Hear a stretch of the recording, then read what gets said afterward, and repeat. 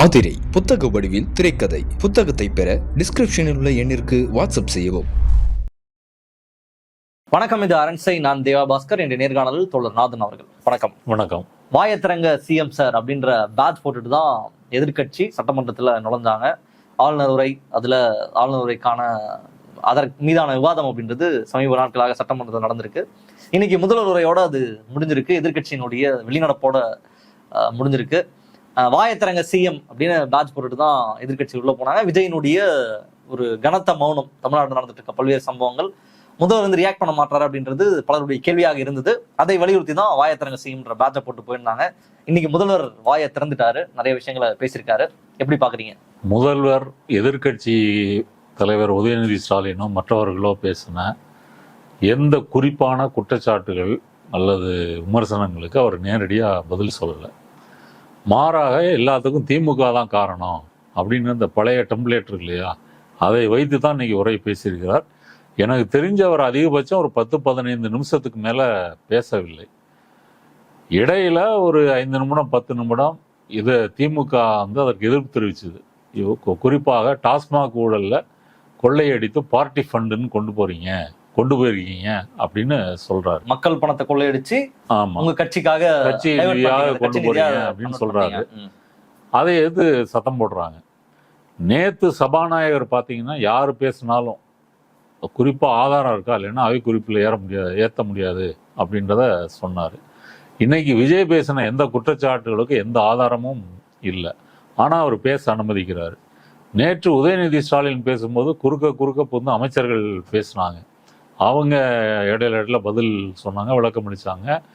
அதுலேயும் ஆதவர்ஜுனா போன்றவர்கள் இப்போ தாவேக்காரங்க பாலியல் குற்றங்கள் பண்ணியிருக்காங்க அப்படின்னு உதயநிதி பேசினா, திமுக காரங்க 2.5 வயசு குழந்தைய ரேப் பண்ணிட்டான் இப்படின்ற மாதிரி அவர் பேசினார். ஆதாரம் கேட்டால் ஆதாரம் நாளைக்கு எடுத்துகிட்டு வரேன் அப்படின்னு அவர் சொல்கிறாரு.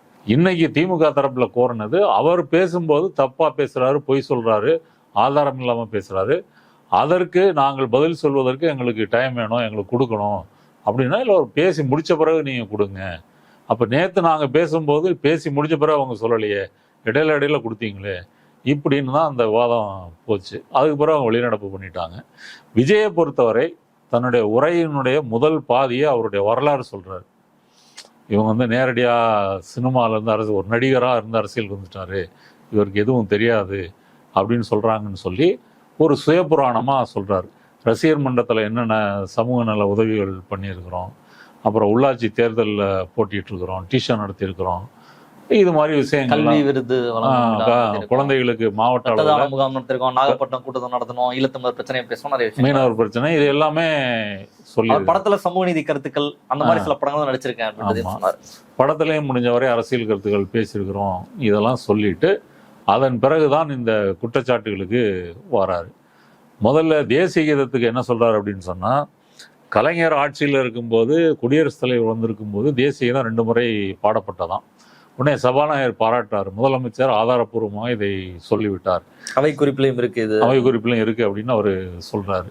இப்ப கேள்வி என்னன்னா, சட்டமன்றத்துல முதல்ல தமிழ்தாய் வாழ்த்து ஆளுநரோட உரை முடியும் போது தேசிய கீதம், இதுக்கு ஏன் நீங்கள் பாடலை அப்படின்னு சொன்னால், நீங்கள் ஏதோ ஒரு நிகழ்ச்சியில் பாடியிருக்கீங்களே அப்படின்றத சொல்கிறாரு.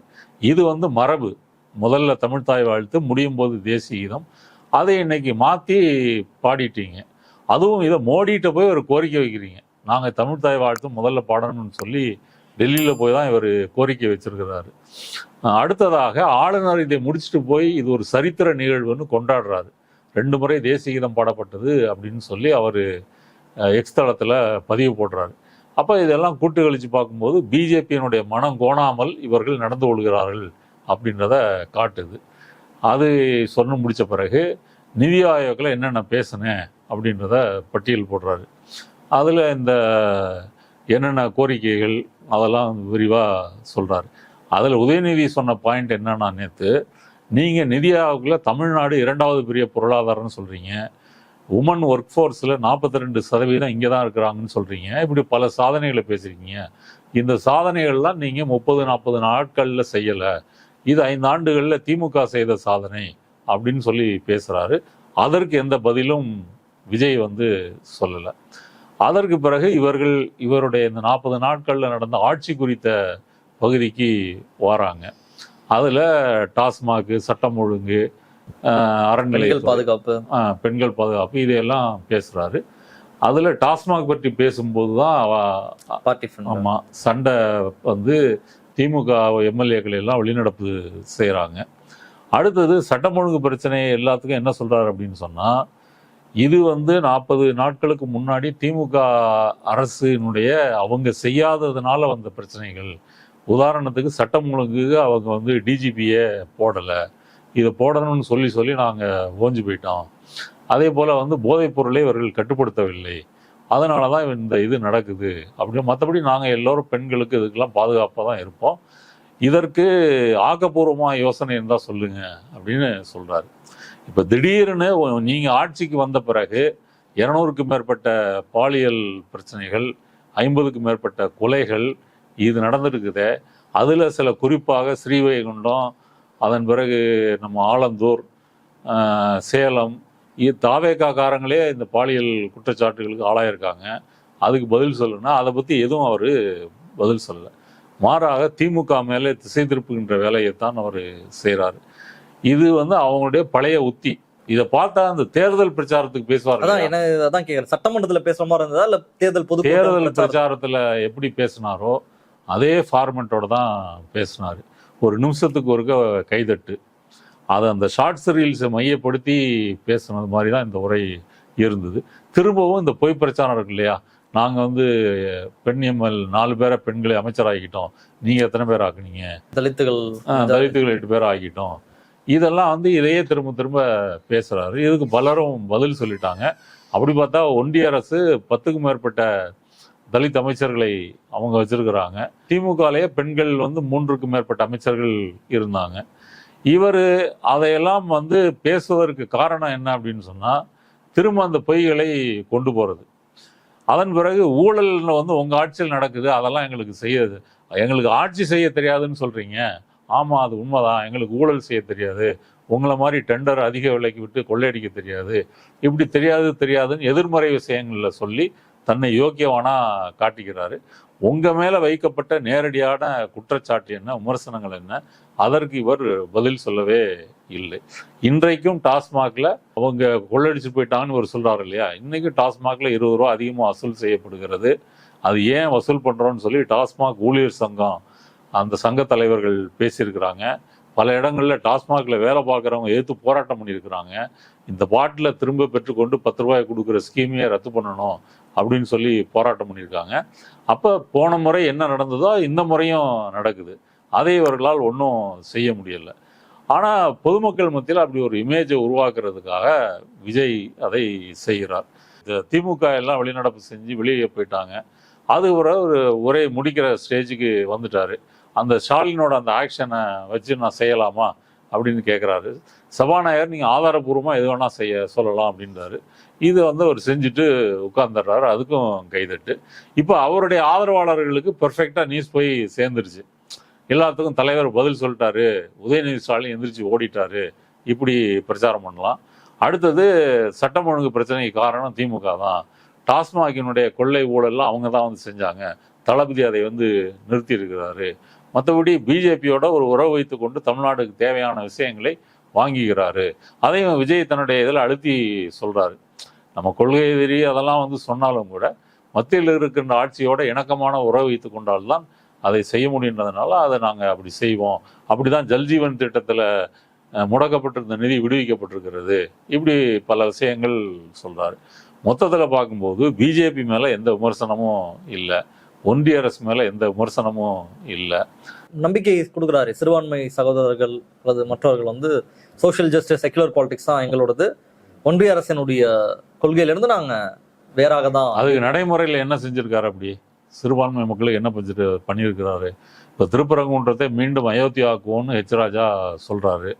இப்போ சிடிஆர் நிர்மல்குமார் அமைச்சர் என்ன சொல்கிறார், 2 வருஷத்துக்கு முன்னாடி இந்த நிலை தொடரும் அப்படின்றாரு. 2 வருஷத்துக்கு அலுவலகத்தை போய் திறக்கிற போது காங்கிரஸோட எம்பி மாணிக்கம் தாக்கூர், சிபிஎம் எம்பி சுவே தான் போய் உட்கார வைக்கிறாங்க. அவருடைய அலுவலகம் திறப்புல 3 பேரும் தான் கலந்துக்கிறாங்க. கூட்டணி கட்சி ரெப்ரஸன்டேட்டிவ்ஸா அவங்க 2 பேர் போறாங்க, அதை உட்கார வைக்கிறாங்க. ஆட்சியில ஐயுஎம்எல் இருக்கு, விசிக இருக்கு, சிபிஐ சிபிஎம் வெளியிருந்து ஆதரவு கொடுக்குறாங்க.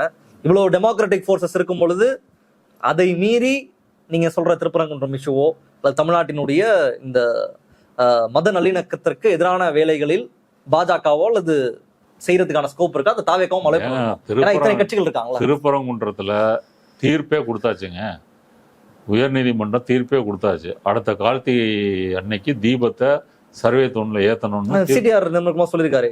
இதற்கு முன்னாடி இருக்கிற நடைமுறை தான் பின்பற்றப்படும் அப்படின்றதையும் ஒரு அது நீங்க தீர்ப்பை எப்படி மீற முடியும்? இந்த தீர்ப்புக்கு மேல்முறையீடு செய்வேன் அப்படின்னு சொன்னா மட்டும்தான் நீங்க வந்து செக்யுலர். அவர் அதை சொல்லவில்லை, மேல்முறையீடு செய்வோம்னு சொல்லலை. இப்ப நேத்து விசாரணைக்கு வந்திருக்குதுங்க. நேத்து விசாரணைக்கு வந்தது நீதிபதிகள் என்ன சொல்லியிருக்காங்க, ஏத்துறதுல என்ன பிரச்சனை வந்துட போகுது, அதை அப்படி முடிச்சு விட்டுறலாமே அப்படின்னு தான் சொல்லியிருக்காரு. அரசு தரப்புல இருந்து ஒன்றும் சொல்லலை. சரின்னு விசாரணையை தள்ளி வச்சிருக்கிறாங்க. 2 ஆண்டுகளுக்கு முன்னாடி இருந்த நிலையை உயர் நீதிமன்றம் மாற்றிவிட்டது. அந்த தீர்ப்புக்கு எதிராகத்தான் திமுக அரசாங்கம் அதில் ஏற்ற மாட்டோம்னு உறுதியாக இருந்தாங்க. அதற்கு தான் அந்த அவமதிப்பு வழக்கு இருக்கு இல்லையா, அந்த அவமதிப்பு வழக்கு இப்போ அவரே சுமோட்டோவாக எடுத்துக்கொண்டு ஜிஆர் சாமிநாதன் அதை விசாரிக்கிறார். அந்த விளக்குக்கு தடை கேட்டு தான் மேல்முறையீடு போகிறாங்க. அதுக்கு தடை போட்டு மேல்முறையீட்டில் வந்து என்ன சொல்கிறாங்க, 2 நீதிபதிகள் கொண்ட முறை அவங்களும் தனி நீதிபதியோட உத்தரவை வந்து ஆமோதிக்கிறாங்க. அதில் ஏற்றணுன்றதை வந்து ஆமோதிச்சுட்டு இந்த அவமதிப்பு வழக்கை விசாரிச்சுட்டு இருக்காங்க. அப்போ நீங்கள் திருப்பரங்குன்றத்தில் உங்களுடைய ஸ்டாண்ட் என்னவா இருக்கணும், மேல்முறையீடு போனால்தான் இதை காப்பாற்ற முடியும்.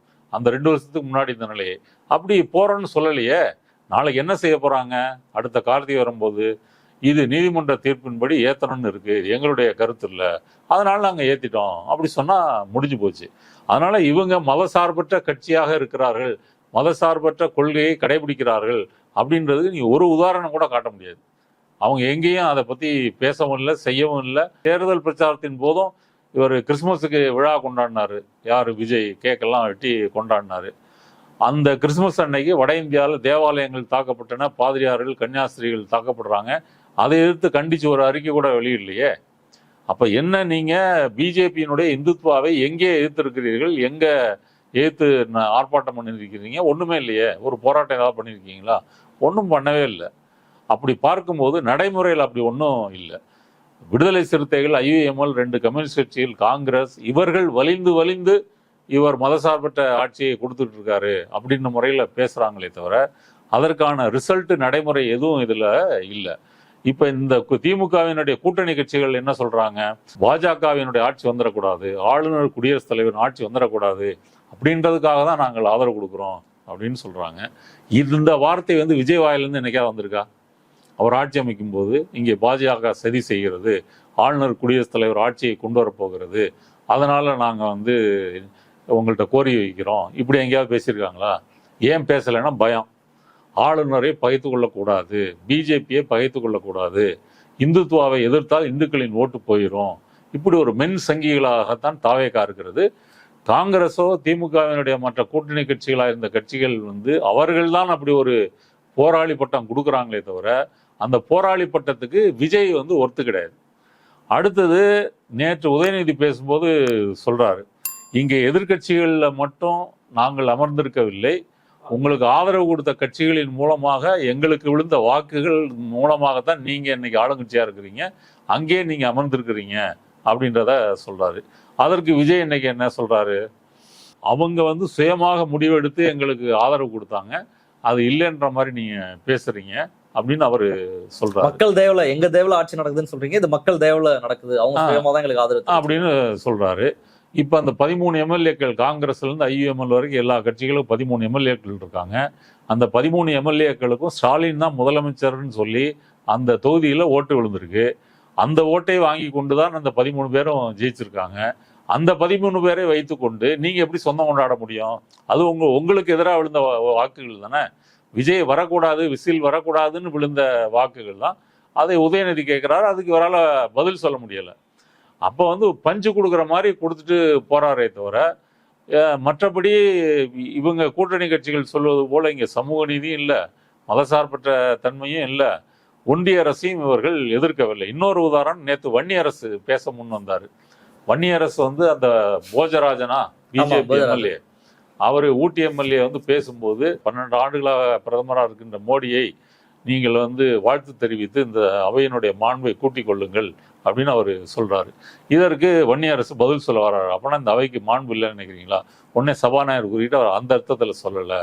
அப்புறம் இவர் வந்து கல்வி நீதி விடுக்கலை அப்படின்னு சொல்லி விமர்சனங்களே முன்வைக்கிறாரு. இவரை போதும் நீங்க பேச வேண்டாம்னு சொல்லி உட்கார வைக்கிறாரு. அப்ப அவை குறிப்பில் பிஜேபி எதிர்த்து தாவேகா சார்பாக, அமைச்சரவை சார்பாக ஏன் எதிர்க்கணும்ன்றதே அவங்களோட கேள்வியா இருக்கு. எதுக்கு நாங்க சும்மா எதிர்க்கணும்? பிஜேபி ஏதாவது பண்ணா எதிர்க்கலாம். ஆமா, ஏதாவது பிரச்சனை பண்ணா நாங்க எதிர்க்கலாம். என்ன பண்ணல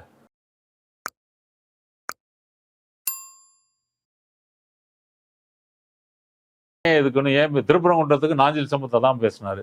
ஏன் விஜய் பேசணும்? பேசி எதுக்கு பிரச்சனையை பெருசு பண்ணணும்? அப்படியே விட்டுட்டா அது பாட்டு போயிடும்ல அப்படின்றது தானே. இப்போ இவர் கவின் ஆணவக்குள்ளே இருக்கு. கவின் ஆணவக்குள்ளே விஜய் எதிர்த்து பேசலை. ஏன் எதிர்த்து பேசலை? ஆமாம், நீங்கள் பேசி முக்களத்தோருடைய வாக்குகள் எதிர்ப்பை சம்பாதிச்சா தேர்தலில் ஒரு லாஸ் வரும். அதுனா கம்முன்னு இப்படி தான் அவங்க வந்து ஆட்சி பண்ணிட்டு இருக்கிறாங்க. நீங்கள் கேட்டீங்க ஒன்றிய அரசை எதிர்த்து பேசாமலே இருக்கலாமே. இப்போ ஒரு நாடு ஒரு தேர்தல் டீலிமிட்டேஷன் அடுத்த பில் வரப்போகுது. சிவசேனாவிலேருந்து ஒரு 6 எம்பிக்களை தூக்கிட்டாங்க. திரிணாமுல் காங்கிரஸ்லேருந்து தூக்கிட்டாங்க. ராஜ்யசபாவில் வந்து எப்படி 3/2 பங்கு வாங்குறதுன்றதுக்கான ஆய்வுகள் நடந்துகிட்டு இருக்கு. லோக்சபாலையும் அந்த சீட்டு எப்படி மற்றவங்களை வந்து பிடிச்சு கொண்டு வர்றது அப்படின்ற முறையில் குதிரை பேரம் வந்து கொடியட்டி பறந்துகிட்டு இருக்கு. இந்த காலகட்டத்தில் இதெல்லாம் வந்தால் விஜய் என்ன சொல்லுவார்? டீலிமிட்டேஷன் வந்தால் என்ன சொல்லுவார்? ஒரு நாடு ஒரு தேர்தல் வந்தால் என்ன சொல்ல போகிறாரு? அல்லது ஒரே பொது சிவில் சட்டம், எல்லாருக்கும் ஒரே சிவில் சட்டம் வந்தால் என்ன சொல்ல போகிறாரு? அப்போ ஏற்கனவே அதெல்லாம் வந்து அமலுக்கு வர்ற மாதிரியான ஒரு சூழலில் இருந்துகிட்டு இருக்கிறோம். ஒன்றிய அரசை தீவிரமாக எதிர்த்தால் மட்டும்தான் மாநில சுயாட்சியை நீங்கள் வந்து தக்க வச்சுக்க முடியும். அதை வந்து போராடி பெற முடியும். மற்றபடி நீங்கள் வந்து பிஜேபி எதிர்க்க மாட்டேன் அப்படின்னு ஒரு கேரண்டியை கொடுத்துட்டு அதன் மூலம் நீங்கள் என்ன சாதிக்க போகிறீங்க? இப்போ பிஜேபியை எதிர்த்ததுனால தான் திரிணாமுல் காங்கிரஸ் அங்கே தோல்வி தெளிவுது. எஸ்ஐஆரில் முஸ்லீம்கள் வாக்குகளை எல்லாம் பிடுங்கிட்டு அவங்களெல்லாம் வந்து வாக்கு இல்லாதவர்களாக மாற்றி. தமிழ்நாட்டில் இந்த கடந்த 5 ஆண்டுகளுக்கு பிறகு இல்லை, எடப்பாடி பழனிசாமி அவர்கள் சிஎம் ஆனதுலேருந்து இன்னும் சொல்லணும்னா ஜெயலலிதா மறைவுக்கு அப்புறமே தமிழ்நாடு பிஜேபி இதுதான் தமிழ்நாட்டினுடைய பேசு பொருளாக இருந்தது. கடைசி ஒரு இந்த ஆட்சி மாற்றத்துக்கு பிறகு இந்த 40-45 நாளா அந்த பத்தின பேச்சே கிடையாது. பிஜேபி பத்தியோ ஒன்றிய அரசு பிஜேபி ஏதோ ஒன்று தமிழ்நாட்டுல பேசு பொருளாக இருந்துகிட்டே இருக்கும். பேசு பொருளாகவே இல்லை, எதுவுமே பேசு பொருளாக இல்லை. காரணம் என்ன? இவங்களுடைய அணுகுமுறை தான். அதனால வந்து அவர் எதா இருந்தாலும் திமுக தான் காரணம். இப்ப நாளைக்கு கூட ஒன்றிய அரசு நிதி விடுவிக்கலை என்றதை எப்படி சொல்லுவாங்கன்னா, திமுக அரசு ஒரு சுமூகமான ஒரு உறவை பின்பற்றவில்லை, முரண்பாடான உறவை தான் வச்சிருந்தாங்க. அதனால பிஜேபி வந்து ஃபண்டிங் கொடுக்கல. இப்போ பிஜேபி ஃபண்டிங் கொடுக்கறதுன்றது மோடி சட்டப்பாக்கையிலேருந்து கொடுக்குறதா? அது அரசியல் சாசனத்தின்படி மாநிலங்களுக்கு கொடுக்க வேண்டிய தொகை, அந்த தொகையை கொடுத்து தான் ஆகணும். அது ஏங்கட்சி ஆளுகின்ற மாநிலம்னா கொடுப்பேன், எதிர்கட்சி ஆளுனா கொடுக்க மாட்டேன்னு ஒரு பிரதமர் சொல்ல முடியுமா? சொல்ல முடியாது. அப்படி ஒரு கருத்தை தான் விஜயும் கொண்டிருக்கிறாரு. அவருடைய கட்சிக்காரங்களும் அதை தான் பேசுறாங்க. அந்த சுமூக உறவை வச்சிருந்தா போதும் நம்ம அதை வாங்கிக்க முடியும் அப்படின்ற முறையில். அதனால இன்னைக்கு சட்டசபையில் வந்து இந்த 40 நாட்கள்ல அவருடைய ஆட்சி குறித்த எதை பத்தியும் அவர் பேசலை. மின்வெட்டுக்கு என்ன சொல்றாரு? மின்வெட்டுக்கும் அவர் நேத்து நிர்மல்குமார் சொன்ன பாயிண்ட் அதை தான் திரும்ப திரும்ப சொல்றாரு. இது வந்து அவங்க திமுக வந்து எதுவும் செய்யலை. மின்வெட்டு வந்து அப்புறம் விவசாயிகள் போராடுறாங்களே கடன் தள்ளுபடிக்கு எதிராக, அது திமுக தூண்டி விடுதுன்றாரு. இப்போ போராடிட்டு இருக்கிற விவசாயிகள்லாம் திமுக தூண்டி விடுதுன்னாரு. அப்போ தூய்மை பணியாளர்கள் அதுவும் திமுக தூண்டி விடுதா? இப்போ 12 நகரங்களில் தூய்மை பணியை வந்து தனியாருக்கு விட போகிறேன் அப்படின்னு முடிவு எடுத்துருக்குறாங்க. அதை எடுத்து போராடுறாங்க. இப்படி போராடுறவங்கெல்லாம் அப்போ எல்லாத்துக்கும் ஒரு பதில் வச்சுருக்காங்க.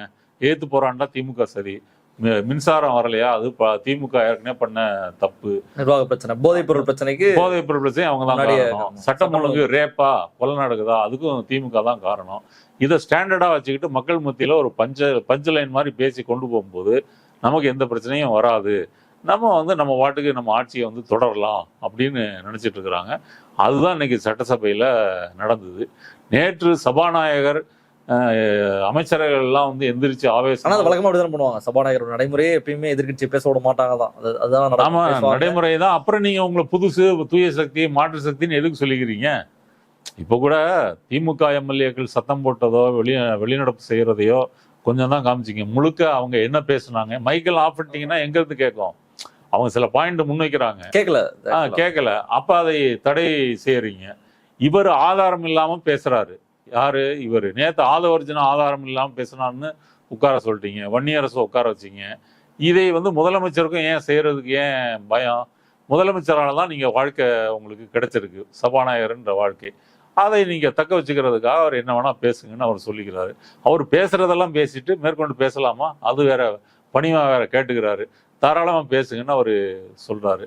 மொத்தத்தில் இது வந்து இந்த ஆளுநர் உரைக்கான நன்றி தெரிவிக்கும் தீர்மானம் அப்படின்றது வந்து எந்த விதமான ஒரு ஜனநாயக உரையாடலாக இல்லாமல் ஆளுங்கட்சியினுடைய ஒரு தரப்பு இதாகத்தான் இது நடந்திருக்கிறது. கரெக்டாக ஒரு 30 செகண்ட் ஒருக்க கை தட்டுறாங்க மீன்ஸ் அந்த டெஸ்கை தட்டுறாங்க. இவர் பேசுற டயலாக்கு சப்போர்ட் பண்ணியே அதுக்கே என்ஜாய்லாம் பண்ண, தியேட்டர்ல என்ஜாய் பண்ற மாதிரியான சத்தம்லாம் அதெல்லாம் போட்டாங்க. அதெல்லாம் உண்மையிலேயே வந்து சபை மரபுல அதெல்லாம் வராது, அப்படி போடுற மரபு இல்லை. அவர் எதுவுமே பேசல அப்படின்றதுதான், ஆக்கப்பூர்வமாக எந்த உரையாடலும் நடக்கப்படலை அப்படின்றதுதான் உங்களுடைய கருத்தாக இருக்கு. பார்க்கும்போதும் அதுதான் தெரிந்தது. ஆனா இப்ப வெளியே போய் சேர்றது என்ன அப்படின்னா, உங்க அப்பா எங்க அப்படின்னு சொல்லி கேட்டாரு உதயநிதி கிட்ட. 2 வார்த்தை பேசுறதுக்கே குளத்தூர் ஓடிடுச்சு அப்படின்னாரு. அப்புறம் அந்த இது பண்ணாரு, ஸ்டாலின் பண்ண அந்த இதை கடைசியா உங்களுடைய பர்மிஷனோட பண்ணிக்கிறேன்னு அதை பண்ணாரு.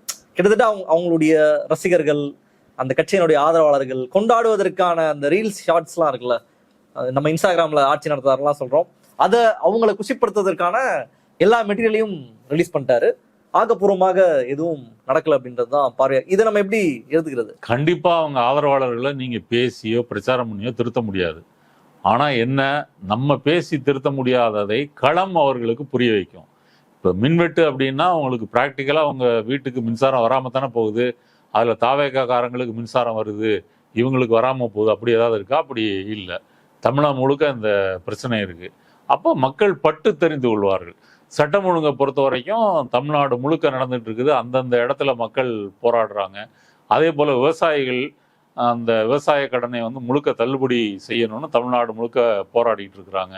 தூய்மை பணியாளர்கள் போராடுறாங்க. இப்படி ஒரு செக்ஷனாக பார்த்தீங்க அப்படின்னு சொன்னால் தமிழ்நாடு இன்னைக்கு அமைதி இல்லாமல் தான் இருக்கு. அதனால தான் இந்த போராட்டங்கள் நடக்குது. அதனால இந்த பஞ்ச்லைனும் தங்களுக்கு ஆதரவான இந்த திமுக எதிர்ப்பு பிரச்சாரமும் இதுதான் எல்லாத்துக்கும் காரணம் அப்படின்னு பேசுறதும் மக்கள் மத்தியில் தொடர்ந்து ஈடுபடாது. இப்போ வர இருக்கின்ற சட்டமன்ற இடைத்தேர்தலில் கூட விஜய்க்கு வந்து அது வந்து ஒரு சுலபமான வெற்றி தரக்கூடிய இடங்களாக இருக்கிறாது. இதையெல்லாம் வந்து எதிர்க்கட்சிகள் இதை பிரச்சாரம் பண்ணுவாங்க, பேசுவாங்க. அதனால வந்து போட்டி வந்து கடுமையாகத்தான் இருக்கும். இனிமேலும் விஜய்க்கு வந்து அந்த மாதிரி ஒரு ப்ரிவிலேஜான ஒரு என்விரான்மெண்ட் இருந்துச்சு இல்லையா, அது இனிமேல் அவருக்கு வந்து இருக்காது. இப்போ நேற்று வந்து சட்டமன்றத்தில் நேற்றும் அதற்கு முந்தைய தினங்களும் விஜய் எப்படி உட்கார்ந்துருந்தாரு, திருவிழாவெல்லாம் காணாமல் போன பையன் மாதிரி தான் உட்கார்ந்துருந்தார். என்ன பேசுகிறாங்க, எதுக்கு பேசுகிறாங்க, எதுவும் இல்லை. இப்போ நேற்று மதியம் 2:30 முடிஞ்சுதுங்க. எதிர்கட்சி தலைவர்கள்லாம் பேசி 2:30 முடிஞ்சிருச்சு. ஒரு 1 hour லஞ்ச் பிரேக் விட்டுட்டு நேற்றே இவர் பதில் சொல்லியிருக்கலாம்ல. ஏன் பதில் சொல்லலை? அவர் பதில் சொல்ல தெரியாது. தமிழக அரசியல் தெரியாது, வரலாறு தெரியாது, பேசுகிறவங்க என்ன சப்ஜெக்ட் பேசுகிறாங்க எதுவும் தெரியாது. அப்போ அவர் வீட்டுக்கு போய் ஜான் ஆரோக்கியசாமியுடைய கோஸ்ட் ரைட்டர்ஸ் வந்து எழுதி கொடுத்த அந்த பதிலை மனப்பாடம் பண்ணிட்டு, அதுவும் வந்து 10 நிமிஷம் தான், 10 நிமிஷத்துக்கு குறைவு தான். எப்படி அவர் மக்கள் சந்திப்பில் பேசுகிறாரோ அந்த அளவு தான் தயாரிச்சுட்டு கொடுத்துருக்குறாங்க. அதெல்லாம் வந்துட்டு அதையும் இங்கே வந்து பார்த்துட்டு பேசுகிறாரு. மற்றபடி 1 to 1 கேள்வி கேட்டு எங்கேயாவது பதில் சொல்லியிருக்காரா? நம்பிக்கை தீர்மானம் விவாதம் வரும்போது கூட உதயநிதி பேசி முடித்த பிறகு அங்கேயே வந்து பதில் சொல்லலை. மாறாக இவர் வீட்டுக்கு போனோன்னா இவருடைய கோஸ்ட் ரைட்டர்ஸ் வந்து எக்ஸ் தளத்தில் ஒரு நீண்ட அறிக்கை வெளியிடுறாங்க. அதனால் சிஎம் சார் வாயத்தரங்க சார் அப்படின்னு சொல்லுவது வந்து ஒரு உண்மையான முழக்கம். இவர் வந்து வாயை துறப்பதாக இல்லை, சொந்தமாக அவருக்கு வாயை துறக்க தெரியாது. அப்போ பத்திரிகையாளர்களை சந்திக்காமல் போகிறதுக்கு காரணம் என்ன? அதுக்கும் இதே தான் காரணம். இது வந்து ஏதோ கடவுள் மாதிரி பத்திரிகைலாம் சந்திக்க மாட்டார் மோடி மாதிரி, அப்படி இல்லை. சந்திச்சா ஏதாவது கேட்பாங்க, பதில் சொல்லணும், மடக்கி கேட்பாங்க, அதுதான் காரணம். மற்றவங்களாம் ஏன் சந்திக்கிறாங்க? இப்போ கீர்த்தனா நேற்று சந்திக்கிறாங்க, தமிழ்நாட்டில் இவ்வளோ முதலீடுகள் காணாமல் போயிடுச்சு, அதுக்கு ஆதாரம்னு கேட்டால் அது நான் ரீல்லே இருக்குது அப்படின்னு சொல்கிறாங்க. ராஜ்மோகன் அவர் இப்போ பிரஸ்ஸை சந்திக்கிறாரு, ஆதவர்ஜுனா சந்திக்கிறாரு, எல்லாம் சந்திக்கிறாங்க. முதலமைச்சர் ஏன் சந்திக்க மாட்டேன்றாரு? அப்போ இதுதான் பிரச்சனை, பேச தெரியாது. அதனால் சிஎம் சார் வந்து ஒரு கண்ட்ரோல்டு என்விரான்மெண்ட்டில் ஒரு ஸ்கிரிப்ட் கொடுத்து மனப்பாடம் பண்ணி ரிஹர்சல்லாம் பார்த்துட்டு அதில் தான் அவரால் பெர்ஃபார்மன்ஸ் பண்ண முடியும். அதுதான் வந்து சினிமா. ஒரு ரியாலிட்டியில், ரியல் லைஃப்பில், பொலிட்டிக்ஸில் அவரால் வந்து பேச முடியாது. பேசினா நீங்கள் சொல்கிற அவருடைய ரசிகர்கள்லாம் வந்து அதிர்ச்சி ஆயிடுவாங்க. என்ன தளபதி இவ்வளவு மொக்கையா இருக்கிறாரு அப்படின்ற உண்மை தெரிஞ்சிடும். அதுக்கு தகுந்த மாதிரி தான் சட்டமன்ற கூட்டத்தை நடத்தி முடிச்சிருக்காங்க. நிறைய விஷயங்கள் பேசியிருக்கோம். மக்கள் பார்த்து என்ன சொல்றாங்கன்னு பார்ப்போம். மீண்டும் நிகழ்ச்சிக்கு வந்து உங்களுடைய கருத்துக்களை பகிர்ந்து நன்றி. மற்ற நிகழ்ச்சி சந்திப்போம். நன்றி, வணக்கம். ஆதிரை புத்தக வடிவில் திரைக்கதை புத்தகத்தை பெற டிஸ்கிரிப்ஷனில் உள்ள எண்ணிற்கு வாட்ஸ்அப் செய்யவும்.